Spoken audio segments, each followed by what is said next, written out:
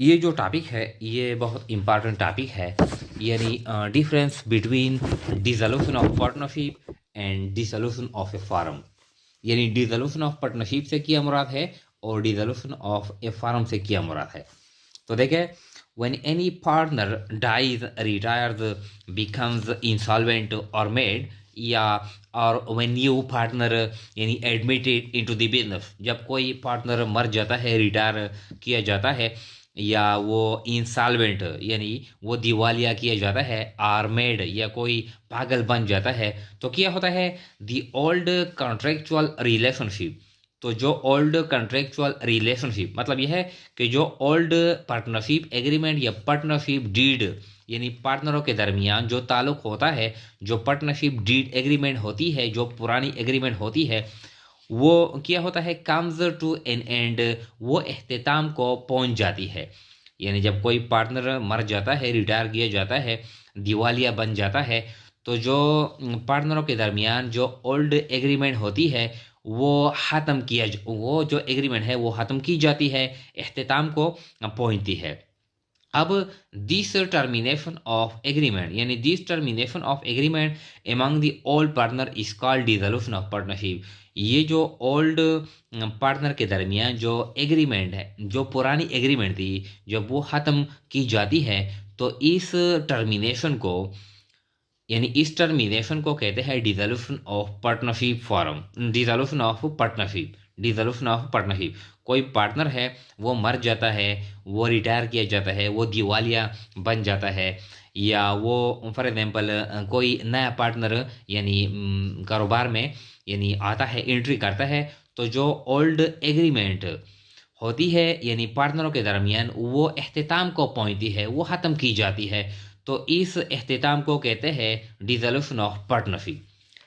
फिर क्या होता है, द रिमेनिंग पार्टनर्स में साइन ए न्यू एग्रीमेंट।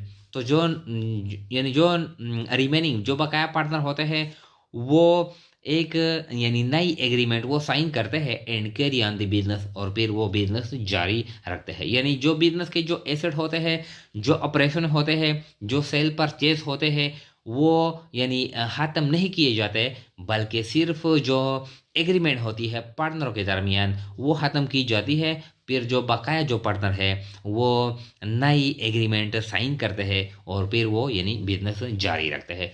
तो इस यानी डिसोल्यूशन को कहते हैं डिसोल्यूशन ऑफ पार्टनरशिप।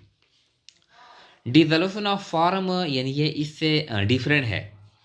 यानी when the business is dissolved, जब बिजनेस को मुकम्मल तौर पर ख़त्म किया जाता है, यानी जब बिजनेस को मुकम्मल तौर पर ख़त्म किया जाता है, इट्स एसेट्स आर सोल्ड, यानी बिजनेस के जो एसेट होते हैं वो यानी सोल्ड यानी वो फेरोख किए जाते हैं, एंड लाइबिलिटीज़ और पेड आउट, और लाइबिलिटीज़ यानी पेड किए जाते हैं यानी अदा किए जाते हैं, जो वाजिबात होते हैं, जो कर्जात होते हैं वो अदा किए जाते हैं, जो एसेट होते हैं, जो असाजात होते हैं वो सेल किए जाते हैं। क्यों कि बिजनेस ख़त्म किया जाता है।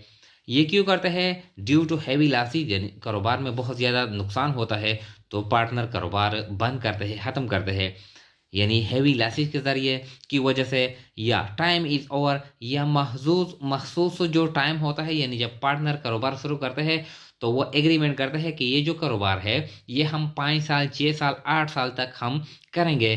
तो इस कारोबार यानी जब 5 6 7 साल ये पूरे होते हैं तो ये कारोबार यानी वो ख़त्म करते हैं, तो इस वजह से वो यानी कारोबार ख़त्म किया जाता है। टाइम इज़ ओवर, टाइम ख़त्म होने की वजह से, आर एनी अदर रीज़न, या कोई दूसरा जो दूसरी भी वजह हो सकती है, यानी जो सारे जो पार्टनर है वो एग्री है और वो यानी राज़ी है कि आप कारोबार को ख़त्म करें, क्लोज करें, तो यानी वो कर सकते हैं।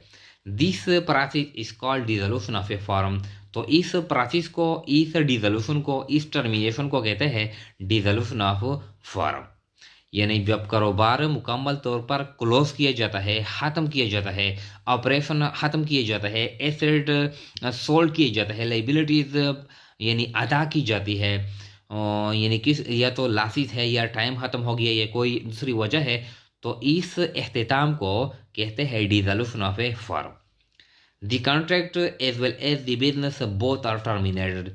तो जो कॉन्ट्रैक्ट है, जो पार्टनरशिप एग्रीमेंट है वो और जो बिजनेस है, दोनों यानी अख्ताम को यानी पहुँचते हैं, यानी दोनों ख़त्म किए जाते हैं। अब इनमें यानी कुछ जो इम्पॉर्टेंट जो पॉइंट है, यानी ये इम्पॉर्टेंट पॉइंट है यहाँ पर है कि यानी नंबर 1, यानी the dissolution of a firm is also the dissolution of partnership. यानी जब हम फार्म को डिसॉल्व करते हैं, कारोबार को क्लोज करते हैं, एसेट सेल करते हैं, लाइबिलिटीज पे करते हैं, तो इसको कहते हैं डिसोल्यूशन ऑफ ए फार्म। तो ये जो डिसोल्यूशन ऑफ ए फार्म है, ये डिसोल्यूशन ऑफ पार्टनरशिप भी है, क्योंकि डिसोल्यूशन ऑफ पार्टनरशिप में हम सिर्फ एग्रीमेंट यानी ख़त्म करते हैं, लेकिन फार्म में दोनों कारोबार भी ख़त्म किया जाता है और एग्रीमेंट भी हम ख़त्म करते हैं। बिकॉज द कॉन्ट्रैक्ट या agreement comes to an end, यानी अख्ताम को जो कॉन्ट्रैक्ट है, जो एग्रीमेंट है, वो अख्ताम को पहुँचती है। तो डिसोल्यूशन ऑफ फार्म किया है, वो फार्म भी है, और डिसोल्यूशन ऑफ फार्म ये डिसोल्यूशन ऑफ पार्टनरशिप भी है। और यानी और डिसोल्यूशन ऑफ पार्टनरशिप ये क्या है? Dissolution of partnership is not the dissolution of a firm. Dissolution of partnership ये फार्म नहीं है, क्योंकि कि इसमें हम सिर्फ एग्रीमेंट को ख़त्म करते हैं, यानी कारोबार को क्लोज नहीं करते हैं। Because only contract come to an end, सिर्फ कॉन्ट्रैक्ट ये जो एग्रीमेंट है वो सिर्फ अख्ताम को यानी पहुँचती है। And if the remaining partner wish to carry on the business, अगर बकाया जो पार्टनर है वो चाहते हैं कि कारोबार को जारी रखे, दे में साइन ए न्यू एग्रीमेंट, फिर वो नई एग्रीमेंट भी साइन कर सकते हैं। यानी डिसोल्यूशन ऑफ ए फार्म क्या है? वो डिसोल्यूशन ऑफ ए पार्टनरशिप भी है, और डिसोल्यूशन ऑफ पार्टनरशिप क्या है? ये डिसोल्यूशन ऑफ ए फार्म नहीं है, ये सिर्फ डिसोल्यूशन ऑफ पार्टनरशिप है। इसमें हम सिर्फ एग्रीमेंट ख़त्म करते हैं, कारोबार को हम क्लोज नहीं करते। तो ये जो 2 टर्म है, ये बहुत यानी इम्पॉर्टेंट टर्म है।